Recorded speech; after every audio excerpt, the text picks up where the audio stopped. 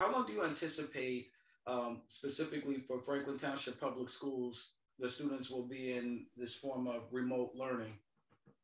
So as we said last week, we fully intend on returning to in-person learning on January 18th, which we are hopeful by then the holiday surge, which is what we seem to be experiencing, will be on the decline.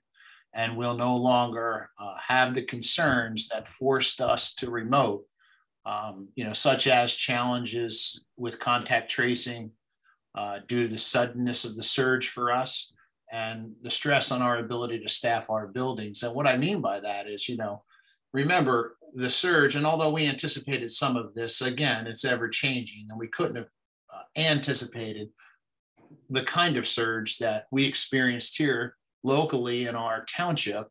I think you probably know the numbers just as well as I, but sometime over the holiday break, it was that, Wednesday, we saw the tide change a bit. That Wednesday during break, we saw numbers, that were astronomical in comparison to the kinds of numbers that we were experiencing pre-holiday break. And, we did see an uptick pre-holiday break, but it was an uptick that we could manage. We could contact trace through it. We could staff our buildings through it. So we had, although we've been challenged the entire time, we didn't have the kind of concerns that we had between Friday night and Sunday of the New Year's weekend. We saw, and a lot of that probably had to do with, it being on folks' mind that, hey, we're returning to our buildings, we're returning to school, we've got to be reporting. And a lot of that had to do with just, that's when the surge occurred. I think in our township, we had close to 800 cases positive reported between Friday, New Year's Eve, December 31st, and Sunday, January 2nd. So proportionately, the school district experienced that same surge. And we had, I believe at that time, it was somewhere somewhere around 135 plus or minus a case or two reported from Friday night to Sunday. And that's staff and students. And a lot of that was staff, however, because students yet were to report. So we were just dealing with, and of course, some of that was students, but we were dealing with 70-something staff reporting during that time frame. So, we were concerned about certainly the challenges with operating our schools and plugging those gaps where, staff would be absent. And then we were also concerned about what we anticipated would further occur Monday, Tuesday, Wednesday, which did happen. We would get more reports, thus complicating our ability to effectively contact trace. So, on Friday during that, and if I'm going too long, let me know. But on Friday that weekend, we knew we had at least the one challenge of operating lunches because we were down cafeteria staff, and we operate our own food services department. Our food services department saw, for whatever reason, remember our buildings were closed, so we don't know why or how, but it is a smaller department. So proportionately, it stresses smaller departments more heavily. We were concerned about our ability to efficiently and effectively serve lunch to all of our students when we returned on Monday. So we knew right off the bat. We also had a concern about 700 plus kids gathering in the cafeteria at a high school, which is the typical size of a high school lunch, although we have them spread out in multiple locations under normal circumstances, given the environment we're in right now. We knew that would even be challenged. So, that on top of the fact that we had a lot of our cafeteria or food service folks needing to quarantine because they were sick, we immediately on that Friday, before even having reports, on Saturday and Sunday like we got, knew that we would have to go with a minimum session day. I don't want to say half day because we go a little bit longer than a half day on a minimum session day for at least the secondary level on Monday, which cuts out the lunches. Now, a minimum session at the elementary school doesn't cut out the lunches for obvious reasons because the students are smaller and still require that lunch in order to be able to make it through the day, or snack, if you will. So we knew right off the bat Friday we at least had to do that. And we did indicate that kind of stay tuned. This is what we're doing for now. And again, the default is in person, right? So we fully intentioned on open our buildings Monday. But then by Sunday morning, having a conversation with our medical team, our nursing staff in particular, our lead nurse and our assistant lead nurse, all of which whom, and I've said this in the past, all of who have been, just putting in an incredible amount of time in trying to keep us all safe. Having a meeting with them on Friday morning, we were concerned about what's to come Monday, Tuesday, Wednesday, with regard to a further surge, probably brought upon by what would anticipate to be gatherings on New Year's Eve and New Year's Day. So with that said, in the contact tracing challenges they were already faced with, we talked about contacting the local health department and speaking with them about the possibility of pivoting to remote for a short time, allow our contact tracers, which is our nursing teams, to catch up, and also allow us to know, that we're going to be able to safely operate going forward. But with that said, our due diligence in contacting the local health department, which is required, a consultation in order to pivot to remote is required with the local health department. You just can't, as a school district, say, hey, we're going remote. That's not how the rules are this year. There's certain checks that you have to first accomplish before you can do that. That's what you're saying. Well, it's really about the data. And I will tell you, our folks are very diligent working with the Somerset County Health Department. I'm very fortunate that our team does a really good job. So, when I contacted the director of the health department herself, Dr. Reddy, who happens also to be a liaison to Franklin, to talk about this, she said, listen, it was later in the morning on Sunday. She said, let me talk with my team. They know your folks very well, and let's look at the data and then we'll get back to you. And that's exactly what happened. A few hours later on Sunday, Dr. Reddy herself got back to me and said, listen, I consulted with my team. They work with your team very closely. They're seeing the challenges within the township, and they're then also understanding, after speaking with your team, the challenges within the district. And a pivot to remote seems most appropriate at this time. I did share with her at that time, we would like to get into the buildings on Monday, just so we can better set ourselves up for that. We anticipated our attendance would be down on those days anyway, knowing that we were going to announce to parents that we were coming back and pivoting on Tuesday, but we would do it after Monday so that we can get better organized and provide parents at least a little opportunity to do what they need to do to get themselves set up for Tuesday. So those who were really in a bind had an option. And that's exactly what we did. But we did tell folks that it was going to be a minimum session day, thus avoiding lunches, period, and getting folks in to do what they need to do and then getting them out as quickly as possible. So that's really what happened with our particular shift to remote in the last week. And then again, have it run out through this week. Friday is a professional development day in the district, and a planned day off or a planned delay in instruction. So students will not be, if we were in person, they would be off anyway, is what I'm suggesting. And then Monday is Martin Luther King's birthday. It's the holiday.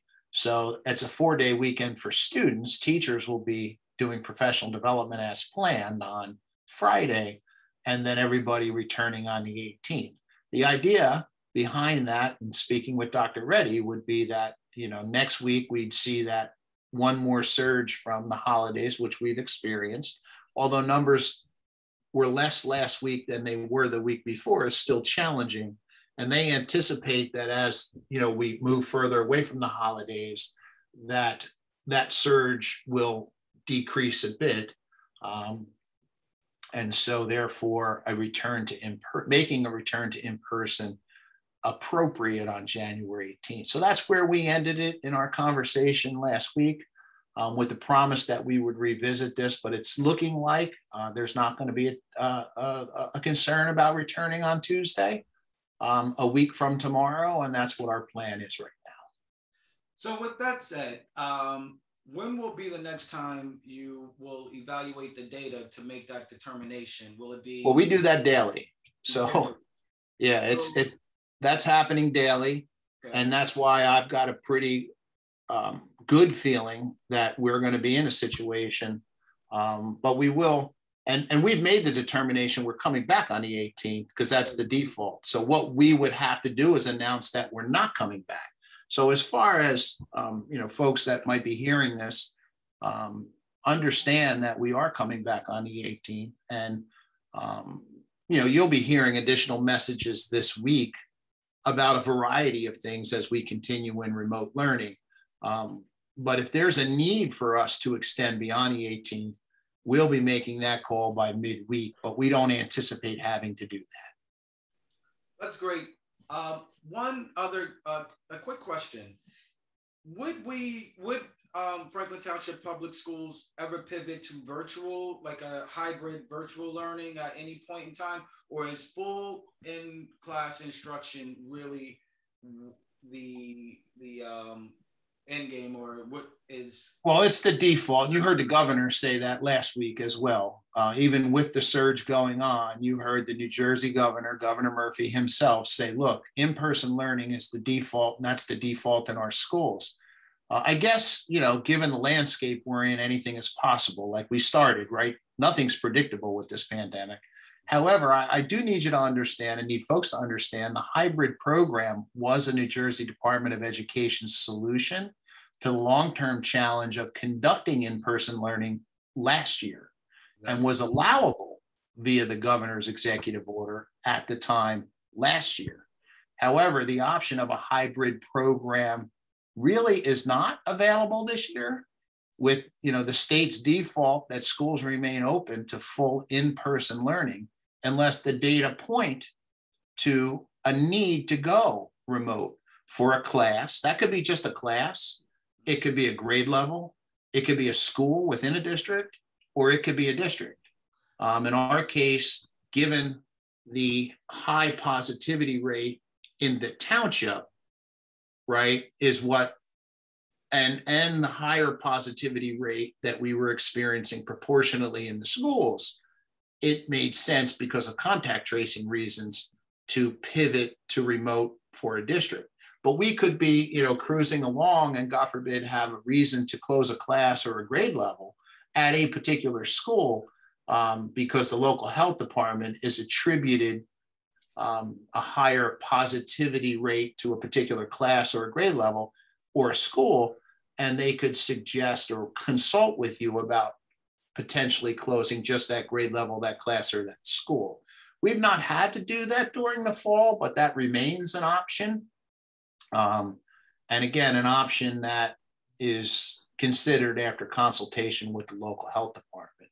But ultimately, as the governor has said, and as I've repeated, and as many superintendents have repeated, the default is in-person learning. And we know, given the data that we gathered last year across our state, across the country, in our district, in our schools, and in every school for that fact, that there's meaningful reason why kids need to be in schools, both from a mental health standpoint and certainly from an academic standpoint, which is why the default this year is keep the schools open if possible.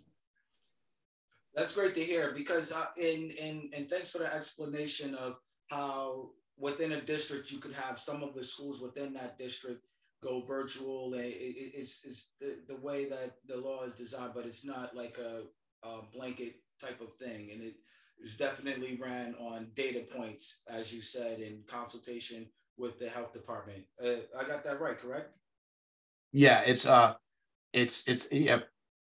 positivity rate at any snapshot in time, right, in a, again, particular class, grade level, school, or district wide. And also township numbers are considered there too, because remember, the school is really a smaller society within a larger society of your township. So if you've got a high positivity rate happening in your township, like we had over the New Year's weekend of close to 800 positive cases, We were just a much smaller portion of that, but we were a portion of that. And, just like a township is challenged then, and, you have 800 cases in the township. Well, 100, we're challenged. We're a pretty big township. So 800 cases is a lot, but the challenge is a township. Well, 135 cases in a small window of time challenges a school district, right? So, and that really was the case here. It was the high positivity rate in the township, the high positivity rate in the district in a small window of time that challenged the district to continue to function as it was pre-spring break. Pre-winter break. So when school starts back on the 18th, will there be new safety precautions that people may not be aware of, or like what will school look like? Is there anything that will be a little bit different than when kids? Well, we have all the protocol. Yeah, I mean, great question. And we have all the protocols that we have in place, and we're reminding folks of that. One of the concerns we had just prior to break, and we had heard from some of our parents about that. And that really was, maybe students not following protocol as, with the same level of efficacy they were following it at the beginning of the year. Folks wearing their mask below their nose. Not when I say folks, I don't mean teachers, I mean students. And the challenges of, wearing the mask at all, and those kinds of things. And so just prior to the winter break, we reminded district leaders and administrators that, that's an important strategy, and that, all of our rules need to be followed, and it's part of our code of conduct now. And please be diligent and vigilant about that. Please make sure folks are following the rules. We haven't reinvented anything, if you will. We've added a few things. So on Friday, we worked with Maramis, our testing company. So over the fall, we were assigned a state testing company. It's called Maramis. It's the Maramis Labs. They do a PCR test on our unvaccinated staff members. We offered it to students after we launched that program in September. There was a point in October, I believe it is, might have been in November. We offered the opportunity for students to opt in, but it was in the middle of everything, and things were at that time, number-wise, a lot different than what they are now. We didn't get a lot of takers, to be honest. A very small portion of students that opted in, very few. If it were a dozen, that were a lot. So since that time, last Friday, we blasted a message to our staff and to our students. And we said, look, if you're vaccinated or unvaccinated, it doesn't matter to us, because we know, of course, with Omicron, this latest variant, even vaccinated students and staff are being infected. So we opened the enrollment to be part of the testing program again, and it remains open until later today. We opened it on Friday. We left it open Saturday and Sunday, and all day Monday. And the reason we have to close it today is because then we'll work with Maramis on making sure they've got their data correctly, making sure they've got the right students and right staff associated to the right schools, because what they do are pre-labeled kits. They'll send us the kit, and then we'll distribute those kits to the students and staff who wanted it, in addition to our unvaccinated staff who test weekly. And then those folks will be enrolled in a weekly testing program that's free to them. It's a home-based kind of test, but it is a PCR test, but it is a saliva-based PCR test that we've found to be highly accurate, by the way, with our unvaccinated staff who may have tested positive or negative. And we've sent them for additional follow-up testing, and that has been pretty reliable to a nasal swab PCR test. So I know, there's lots of thoughts about different kinds of tests, but, this does use the PCR gold standard method, and they are the state appointed New Jersey Department of Health vendor to our district, as well as several hundred districts. And we thought wise, as we return on the 18th, to offer this to as many folks as wanted to participate. Last check, we haven't had we certainly have more than we had, but it was only a few hundred more. We'd like that to be a few thousand more.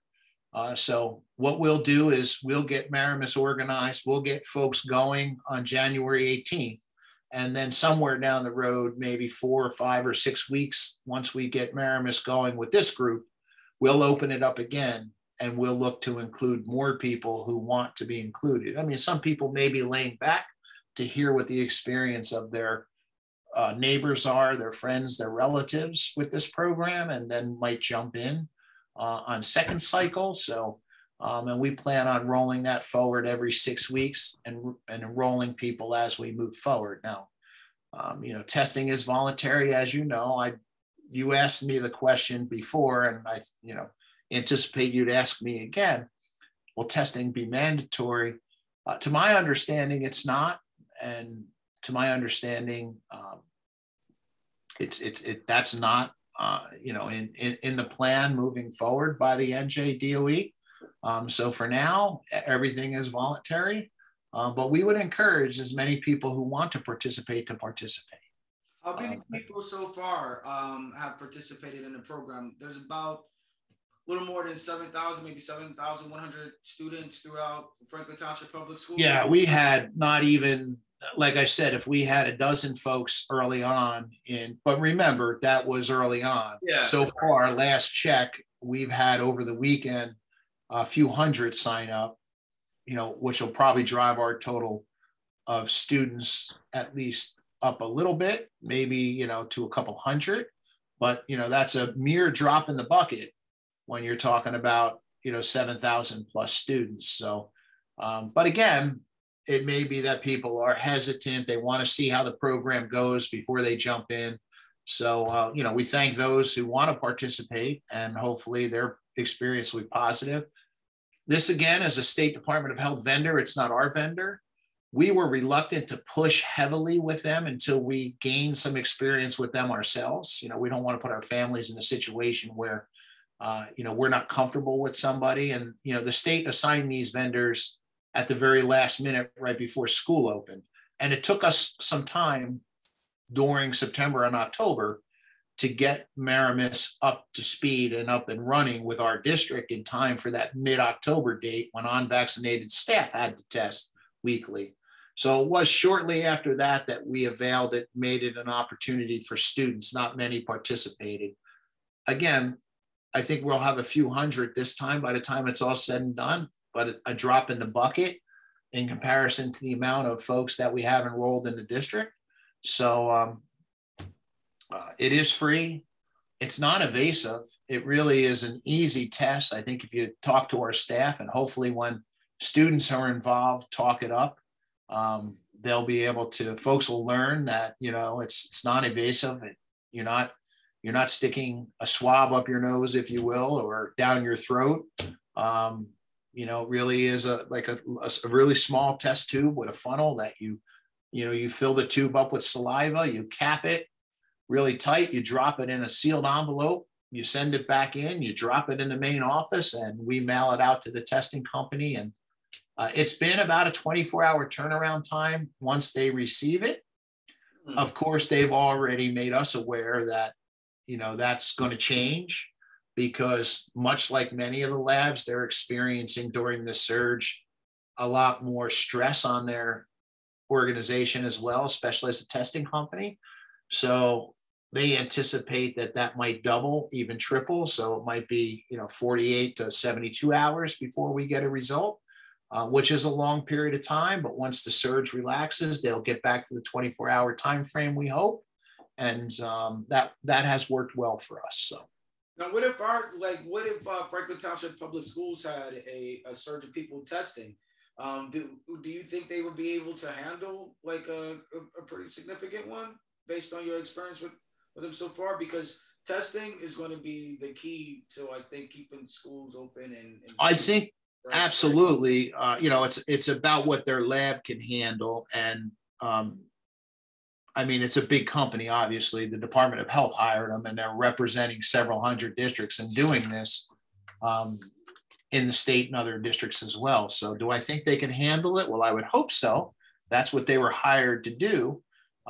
They've handled our unvaccinated staff well. Of course, that's a very small portion. We're about 95 to 96% vaccinated. So that's, probably about 150 plus staff members that test weekly.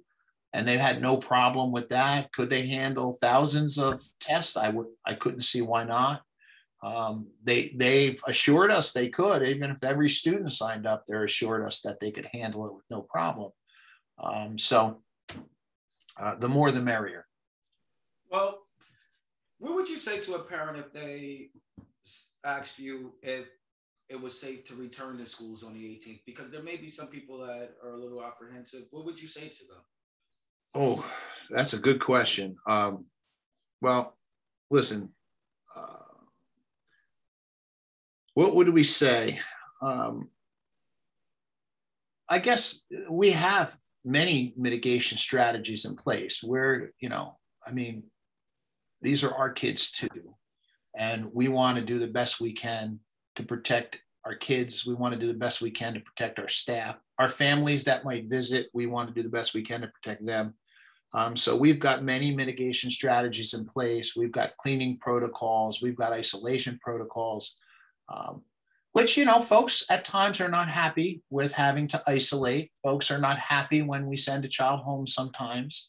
But we do stick by our protocols, and our nurses have done a tremendous job in contact tracing and doing the things needed to try and keep us as healthy as possible. We're diligent in that. We're staying on top of the situation as the situation plays out. Again, I said the landscape is ever changing. Comparing it to the storm, the rains came, the floods happened, and then you moved forward. So you could tell somebody, hey, we've talked to the contractor, we've talked to the mitigation specialist, we've talked to this one, we've talked to that one. Here's our timeline for returning. Because the landscape didn't change, right? The storm came and then it went. This is ever changing. So the only thing I can say is that we're diligent, staying on top of the situation. We are trying to communicate as quickly and as often as possible. And I know that doesn't always seem timely enough for everybody, but honestly, when the default is stay in school, sometimes it is a last minute type of situation that occurred like it did last weekend. Hey, we knew that there'd be some challenges coming back. We did not anticipate that the township would have 800 positive cases between Friday and Sunday, and that we would have 135, all reported within, a 48-hour window. We couldn't have anticipated that because we've never been through this before. Speaking of communication, what do you think? What would be the best way if a parent needed to get feedback or provide feedback or get further information if they receive any communication from the school district? What would be the best way to have their questions answered, or to provide any feedback? Well, let's separate the two. To get questions answered, lots of times, Mrs. Clark, our senior policy regulations and communicator for the district, when we do something like we were forced to do last weekend, we, during our meeting, start to think about questions that might best serve our parents. And then we create what's called a frequently asked question document, right? And we try and think about and anticipate what folks might be asking, like when will we return, or how do we get this, or, and she usually will put a document together. So for example, for this most recent pivot to remote, if you go on our website, you're going to see a document that's, titled Return from Winter Break, Frequently Asked Questions, right? And it's going to be right on that left-hand side where all the other COVID stuff is. And you can click on that, and you might be able to glean some information from there because we've anticipated some of what your questions might be. Feedback, probably the best way to provide feedback or, weigh in as to the decision that was made is to email reopen@franklinboe.org. So that has been alive there, and we've announced that on several occasions. And some people do use that, by the way, which is where we get some of the information for our frequently asked questions, because now we know what that question was and we can provide an answer to it, right? So reopen at franklinboe.org was created back when the pandemic first came about. And, I don't want to say March of 2020, but shortly thereafter, we created this email and have been advertising it since, so that folks had an outlet to go to. Because I know you'll find it hard to believe, but I get lots of emails, so do a lot of other folks, and they're not all related to COVID and not always come from parents. There are a lot of other emails that come in. So sometimes it's tough to provide an immediate response if you email any one individual in the board office. But if you email that particular email box, that's monitored by a few folks, and the question then gets pushed out to the appropriate source, and then usually the frequently asked questions document is updated. Certainly welcome to email anyone you'd like, right? Because we try and be as responsive as possible. But that is one that reopen at franklinboe.org is monitored by a few folks, and is specific to just COVID related decision making, if you will, or questions about protocols or those kinds of things. I think people will find that very helpful. Thank you for that. One of the last questions, when it comes to staff, faculty, and students, what do you think most about during this time period that we're in right now? Oh, geez. I guess what keeps me up is the uncertainty surrounding the pandemic. Again, things are in a constant state of flux. It's very difficult to forecast what might be next, which translates to a lot of added stress on our students and families. And I realize that. If you're a senior graduating and, you're, I don't know, an athlete, let's use that as an example. We're in this constant state of flux. Am I going to have a season or aren't I going to have a season? If you're in AP physics, am I going to be ready for that test? Aren't I going to be ready for that test? The level of uncertainty surrounding the pandemic is what's most on my mind. And, because of that uncertainty, it's very difficult for us to forecast. And when you're able to game plan and forecast, everyone is a lot more comfortable, right? Your team is more comfortable. Again, to use a sports analogy, right? The team that goes in with a really solid game plan usually is comfortable, and you can see that, right? Because you can see it in the in the level of play, in the execution, and it's no different within an organization. But when there's so much uncertainty surrounding what it is, the environment, or the so much uncertainty surrounding what might happen next, it's really difficult to game plan. And then, of course, the rules are ever changing with regard to what we can do, what we can't do, what we're supposed to do. That it really adds a lot of stress, and not to me. It does add stress to me. Don't get me wrong, and it adds stress to the organization. But I know it also adds a lot of stress to students' families, and that I feel really bad about. But it's really difficult to alleviate that because of the uncertainty. I get it. I've got two kids myself. They're much older now, but they went through their school years, and we had some of the same struggles and some of the same challenges that a lot of families have with childcare, and who's going to take care of my child if I'm at work and they don't have school, and and we get all of that. But unfortunately, we can't. A lot of I know the governor has said this. I know a lot of folks who are involved, other superintendents.